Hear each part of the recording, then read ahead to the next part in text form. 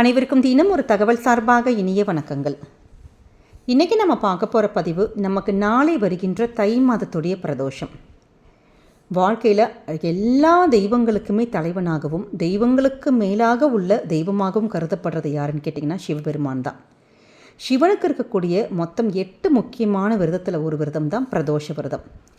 அதுவும் இந்த தை மாதத்தில் வரக்கூடிய திங்கட்கிழமை சோமவார பிரதோஷமானது யார் ஒருத்தங்க நம்ம விரதம் இருந்து வழிபடுறோமோ நிச்சயமாக நம்முடைய வாழ்க்கையில் இருக்கக்கூடிய எல்லா துன்பங்களும் நீங்கி நமக்கு இன்பம் பெருகுங்கிற ஒரு ஐதீகம் இருக்குது. அப்படி நாளைக்கு சிவபெருமானை நம்ம எப்படி வழிபட்டால் நம்முடைய கடன் தொல்லையிலிருந்து விடுபடலாம் அப்படிங்கிற மிக அற்புதமான ஒரு பதிவை தான் நம்ம தெரிஞ்சுக்க போகிறோம். பதிவுக்குள்ளே போகிறதுக்கு முன்னாடி நம்முடைய சேனலை சப்ஸ்கிரைப் பண்ணாமல் பார்த்துட்ருக்கோங்க, கண்டிப்பாக சப்ஸ்கிரைப் பண்ணிக்கோங்க. அப்போ தான் எங்களுடைய எல்லா நல்ல நல்ல பதிவுகளுமே உங்களுக்கு உடனுக்குடனே வரும். இப்போ பதிவை தெரிஞ்சுக்கலாம். சிவபெருமானுக்கு மிக முக்கியமான ஒரு விரதம் என்னன்னு கேட்டிங்கன்னா பிரதோஷ வழிபாடு. அதுவும் தை மாதத்தில் வந்திருக்கக்கூடிய தேய்பிரை பிரதோஷமானது நமக்கு நாளைக்கு வருது. நம்முடைய வாழ்க்கையில் நமக்கு அது இந்த திங்கட்கிழமை பிரதோஷத்தை யார் ஒருத்தங்க நீங்கள் விரதம் இருந்தாலும் பரவாயில்ல, விரதம் எங்களால் இருக்க முடியல அப்படின்னாலும் பரவாயில்ல, நாளைக்கு இந்த மாலையில் வரக்கூடிய அற்புதமான அந்த 4:30 மணிலேருந்து 6 மணி நேரம் அந்த பிரதோஷ காலம் இருக்குது பார்த்திங்களா, அந்த பிரதோஷ நேரத்தில் உங்கள் வீட்டில் நம்ம சொல்லுகின்ற சின்ன சின்ன ஒரு வழிபாடுகள் எளிமையான முறையில் செஞ்சாலே போதுங்க.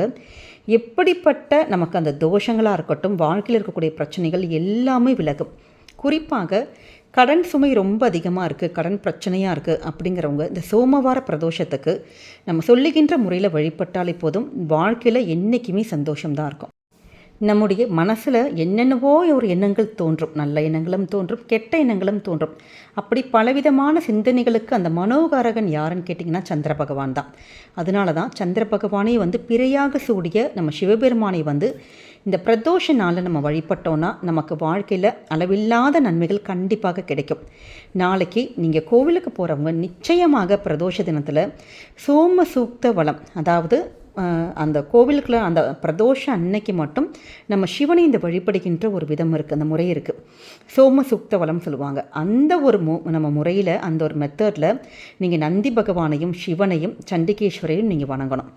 ஏன்னா திங்கட்கிழமையில் வந்திருக்கக்கூடிய இந்த ஒரு பிரதோஷத்துக்கு நம்ம இப்படி அந்த முறையில் சிவ தரிசனம் யார் ஒருத்தங்க பண்ணுறாங்களோ கண்டிப்பாக கடன் தொல்லைகள் நீங்கும், சுபிக்ஷங்கள் உண்டாகும். அது மட்டும் இல்லாமல் குழந்தை இல்லாத அந்த குழந்தை பாக்கியம்காக ஏங்குகிறவங்க, இல்லை மெடிக்கல் ட்ரீட்மெண்ட் எடுத்துகிட்டு இருக்கவங்க, பல வருஷமாக குழந்தையே இல்லை அப்படின்னு நினச்சிட்டு இருக்கவங்க நிச்சயமாக நாளைக்கு வரக்கூடிய திங்கட்கிழமை பிரதோஷத்துக்கு நீங்கள் சிவனை வழிபட்டாலே போதும், புத்திர பாக்கியம் கண்டிப்பாக கிடைக்கும்.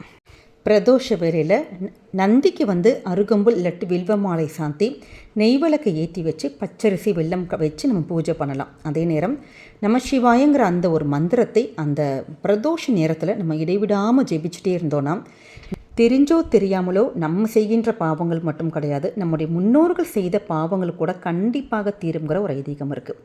அதே நேரம் பிரதோஷத்துக்கு சிவாலயங்களில் சிவனுக்கு நம்ம குறிப்பாக வாங்கி கொடுக்க வேண்டியது அபிஷேக பொருட்கள் பால், தேன், தயிர், சந்தனம், பன்னீர், திருநீர், அப்புறம் பஞ்சாமிர்தத்தால் நம்ம அபிஷேகம் செஞ்சு நம்ம வழிபடலாம்.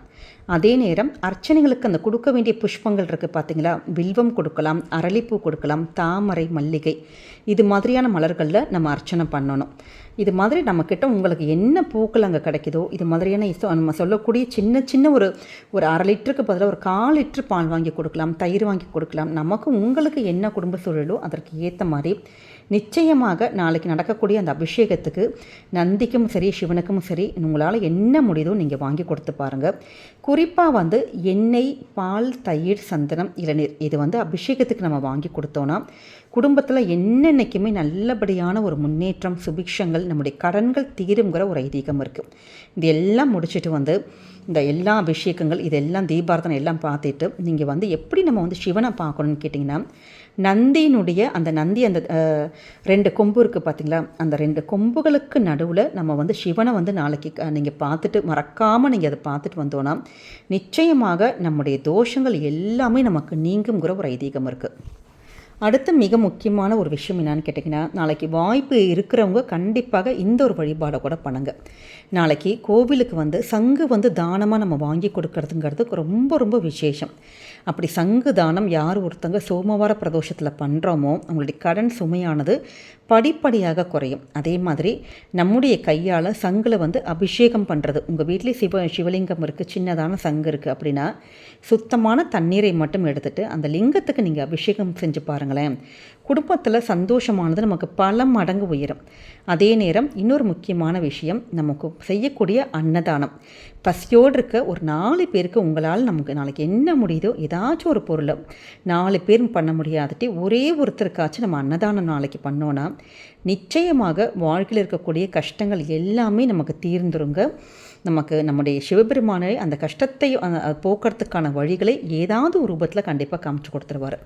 அடுத்த மிக முக்கியமான ஒரு வழிபாடு என்னன்னு கேட்டிங்கன்னா, நாளைக்கு பிரதோஷம் அன்னைக்கு ராத்திரி வந்து தூங்க போகிறதுக்கு முன்னாடி, ஏன்னா இப்போ நிறைய பேர் வந்து பகல் ஃபுல்லாக இப்போ ஆஃபீஸ்க்கு போயிடும், கோவிலுக்கு போக முடியல, இந்த ஒரு வழிபாடுகள் எல்லாம் பண்ண முடியலம்மா எங்களால் அப்படிங்கிறவங்களுக்கான ஒரு எளிமையான ஒரு தாந்திரிக பரிகாரம். நாளைக்கு ராத்திரி தூங்க போகிறதுக்கு முன்னாடி உங்கள் கையில் 3 கருப்பு மிளகு எடுத்துக்கோங்க. அவ்வளோதான். இந்த கருப்பு மிளகானது எப்பயுமே வந்து கடன் தீர்ப்பதற்கான ரொம்ப ரொம்ப ஒரு அற்புதமான ஒரு பொருள். நீங்கள் கிழக்கு பார்த்து நின்றுக்கணும். கையில் அந்த 3 மிளகை மட்டும் கையில் வச்சுட்டு ஓம் நம சிவாயன்னு சொல்லலாம்.